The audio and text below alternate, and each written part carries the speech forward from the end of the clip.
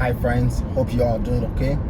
And so if you are seeing this video, it's most likely you are an international medical graduate, or you are an international medical student, or a doctor practicing in a country other than America. And so this video is about me trying to address the issues surrounding the USMLE exams. There are many students, or there are many candidates, prospective candidates, who would wish to write the USMLE exam one day in the future, and for some reasons some may not be able to write at all. So I want to use this video to clear some of the misconceptions about the USMLE exam. In fact, everyone can write. It doesn't matter how good you studied in the med school. The basic requirement about this exam is that by the time you sit for the exam, you should have studied enough in order to pass. So even if you graduated from your med school and you don't have the USMLE standard of knowledge, you can still write this exam by studying. So we have assessment tools that you can use to gauge your readiness, to see if you are ready for the exam before you go into the exam hall. But we'll come to that later in this video. So I want to tell you about how I became a candidate and how I became a successful student, or a successful writer of the USMLE exam.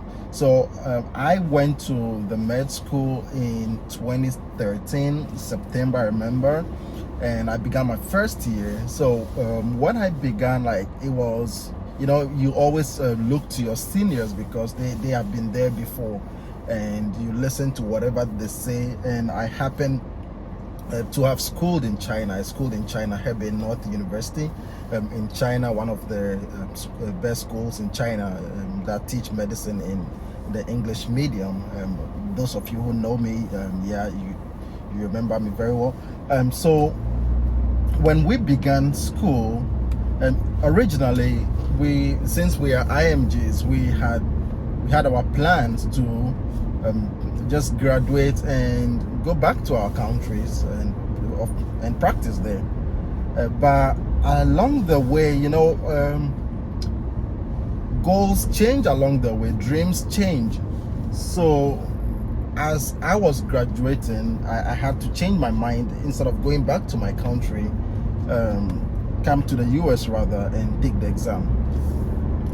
So why I couldn't make this decision earlier was that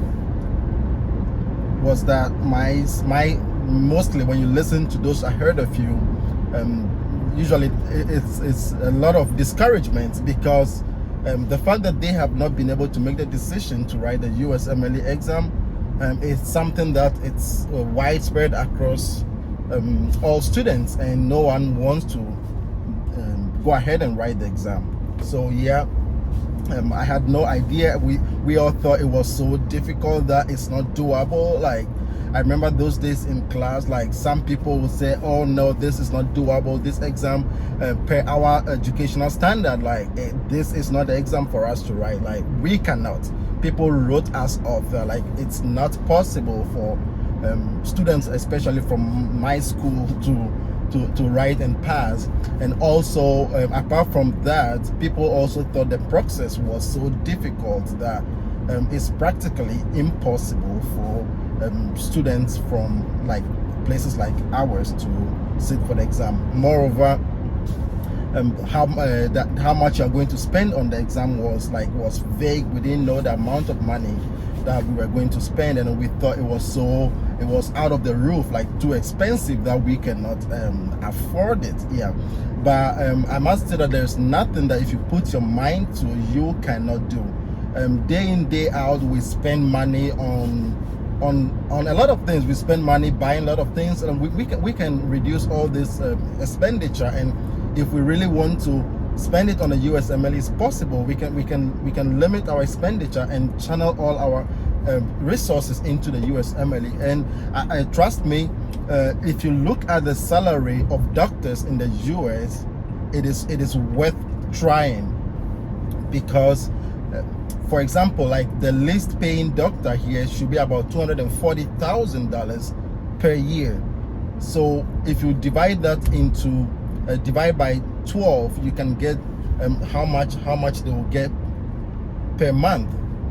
So it is something that I think everyone should try. Mostly it might not just be because of the money, but hey, the money is something that we are working for. Also, I must say that here in the US, like, we have the best resources that to work with in the hospital. For instance, like, when you are reading your medical books in your various countries, you will realize that they mention a lot of things that you may never see in your medical practice if you are practicing in your various countries, especially the less developed countries. But here in the US, like, they are just readily available in the hospital. You don't have to even learn them. You don't have to read about them. You will see them right in front of you, and you will be privileged to work with them. So it is one of the things. And also, America is a very great place. It's a very, very great country that everybody would wish to work. People who are coming from Canada, UK, they all still want to come to America. So it is something. If Canadians, if Australians, if UK citizens want to come to America to practice, then you can see the real importance of taking the exam. So yeah, it is something that people should consider. I wouldn't say it is easy, but nothing good comes easy, but I must say it is doable. It's doable because some of us are doing it, and I know other people who are doing it. So it's something that people should look at. The purpose of my channel is to encourage people to be able to write this exam, to help people with the best of my knowledge, and also to help people to avoid some of the mistakes that I did personally. The number one mistake that I did was to think that I cannot write the USMLE exam. That was the number one mistake. Else I would have started studying back in school. Number two mistake was to think that it was too expensive. I wrote myself off, like, thinking that I cannot afford it. But yeah, when I started and I channeled all my resources, that was the USMLE. Yeah, I've been able to do it, and so you can also do it. So that's what I want you to know, that it's doable. You can also do it. So about resources that you need to study in order to pass the USMLE. First of all, before I talk about the resources, the NBME, that is the National Board of Medical Examiners, have put together some topics that you should learn. We have the syllabus or the curriculum that you should study in order to be ready for the exam. And in those curriculum, they list all the topics and then the subtopics that should guide your studies. Most people study by themselves at home and by building on the knowledge that they acquired from their medical school. Yes, it's very good. That's what I did also. Initially, I planned to join review programs like Kaplan, the PASS program, and so many more. How the lecturer is there, and all these review programs, they prep you well. They have their pros and the cons. One of the pros is that they discipline you since you have paid for it. So you are disciplined to study. You wouldn't want your money to go waste. One of the cons is that they only teach you for a short period. Say, like, it's just like going for lectures in school. They don't open your head to put the knowledge in it. They lecture you for a few minutes, say like 1 hour, 2 hours, and they leave you to your fate. They put you in a classroom and you are all there in the classroom studying. So it's just like back to school. Whatever you did in school is the same. So I wouldn't waste my money going for those review classes since all those lectures that they are giving you are out there already. There's fantastic teachers like Dr. Satero who teaches about pathology, very good. So that is Pathoma, the doctor who wrote Pathoma book, very good. His videos are out there. You can subscribe to him and watch it, and when you do that thoroughly, you will be able to gain enough knowledge. There is also Boards and Beyond that you can also use in order to upgrade your knowledge. Another resource is the UWorld. UWorld is a question bank that almost every student studies. Like, you study, you do questions, you miss them, you do them again, you read the explanation, they tell you the reason why you missed it, and you do that over and over again, and you will learn from your mistakes, and with time you will improve. I, for one, when I started doing UWorld, I wasn't performing well. If I do a block of 40 questions, I may score like 20% most of the time when I started my prep. And I studied my way up, and I was making like up to a 90% on the blocks, like after 1.5 years, before I knew I was ready for the exam and I went into write. So it is something, when you start, you're gonna be discouraged, you will think it's not doable, but it is. Just be consistent. Mostly get a steady partner that you can do, where you can share your frustrations with, you can cry onto each other, you can talk about everything, and that helps a lot. So yes, it is something that you might want to do.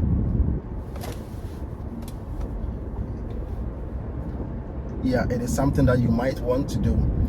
Next is that sorry, someone just crossed my car. I'm kind of, yeah, someone just crossed me and I had to like be careful. The light was green and he was just walking across it. Yeah, sorry about that. So I was talking about the resources. Yeah, so I've talked about the 3 main resources: UWorld, First Aid, Pathoma. First Aid book is also another. Let me tell you something about the book. So the First Aid book is a book that is a compression of all the information that you need for step 1 and step 2. Like, everything is in it. It's been compressed, so they do not explain the topic. They just put in the points that you need to know. They don't explain for you to understand how this is this way, or how why they are saying this, but they just put in there like you must know it for a fact. So learning that way, it's all about memorization, and you are going to forget. So the First Aid is not something that you should use as your primary tool, but you should use the lecture videos to study, and then use the First Aid as a reference. That's exactly what I did. I did not read the First Aid word for word. If I tell you my experience about First Aid, when I started studying First Aid, I'll go to the library, take the First Aid, and I'll start reading, and I'll read all day, read all week. But then when I came back to do questions, I realized that I do not remember anything from what I read the previous week, because it was more like memorization.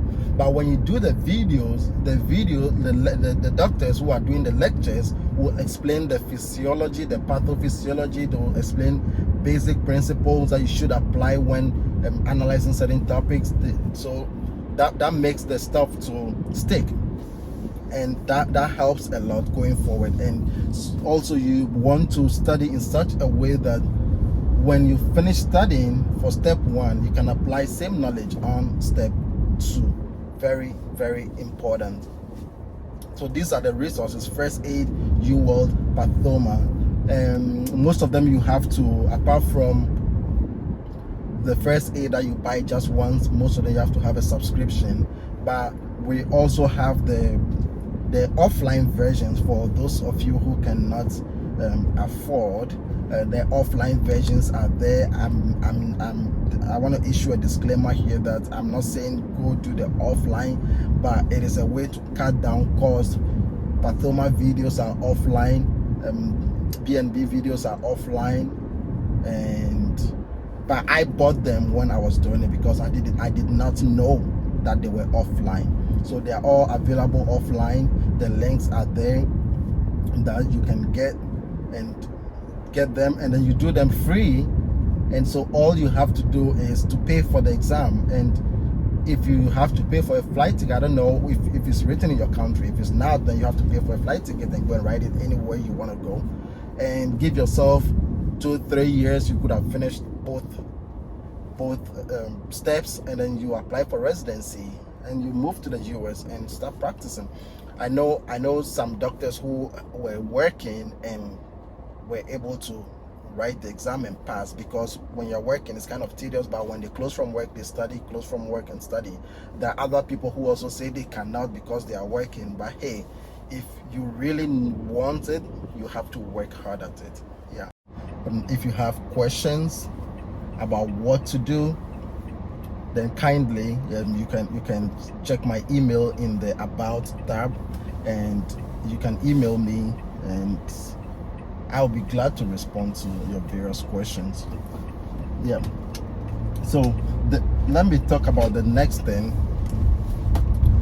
Is apart from like the cost and everything, first of all, like when you decide to write the USMLE, when you are deciding as to whether your school qualifies for you to take the exam, one of the most important steps that you want to take is that you want to go into this website, just Google World Directory of Medical Schools and see if your school is in there. If your school is in there, then definitely you qualify to sit for the USMLE exams. Next, if your school isn't in there, then you can contact your school administration so that they can enlist themselves. They can look at the qualifications and try to enlist themselves on the World Directory of Medical Schools.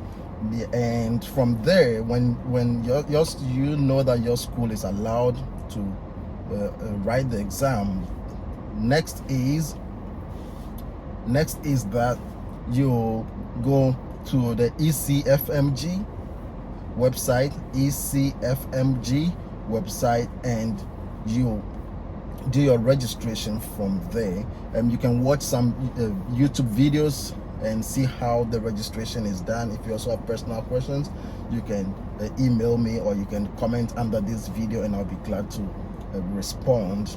Yeah. And after that, ECFMG is going to send your they'll register you, and then they'll let you upload your documents to them, your school transcript and all that to them, and then they will now verify that electronically from your school to make sure that you are really a graduate from your school.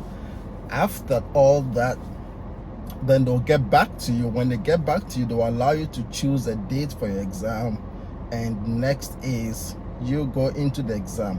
But before all this, like when all this registration process is going on, you should have an idea of the dates that you want to take your exam. You should be studying for the exam and be gauging your readiness. You don't have to book a date when you are not ready. You can choose like 3 months period that you want to write it, and it's subject to change. So when you choose those months, you can decide to be studying whilst your registration is going through. So that is it. So it's not a cumbersome decision. It's not something an exam that is only meant for medical students who graduated from America, but it's anybody can write. Once you are ready to upgrade your knowledge to their standard, you are ready to write this exam. So it's something that we should all try. Hey, if not at all, you want to look at 10 years from now, like How much is your salary going to be? How much is the economy going to be? How much are things going to be? The new technologies and all that. Like, we need to really work towards the future. 10 years from now, would you prefer practicing in a modern country, or you just want to be at your comfort zone? So this is a challenge that I'm throwing to all of you, that you should consider writing the USMLE. Again, people who go to the UK is also not a bad place, but I want to tell you that at least I know people who have gone to the UK to practice, and eventually they want to come back to the US. So if you have the chance to choose one of them, I would say probably go with the US first. But if that is not the case, then you can also try writing the UK medical exams. I don't know much about their exams, so I can't give you much information right now. Maybe in the future I can talk to other people so that they share their knowledge with us. So yeah, so I want to encourage you that it is doable. Yes, you can, once you put your mind towards it. All the clubbing, all the chilling, all the unnecessary time we spend on social media, we can channel all of them towards the USMLE exams, and we will come out successful. It is doable. It's very much doable. It's only time consuming. You need to be disciplined. You need to sit on your butt, always study. You need to separate yourself from people who cause distraction to you, and yeah, you will be able to write it. So thanks for watching this video. If you have personal questions, I am here to answer. You can also search most of your questions about USMLE on YouTube, and you'll find most of them. Kindly subscribe to this channel and share this with your friends so that they can also learn from this video. Thanks and bye. I'll see you in the next video.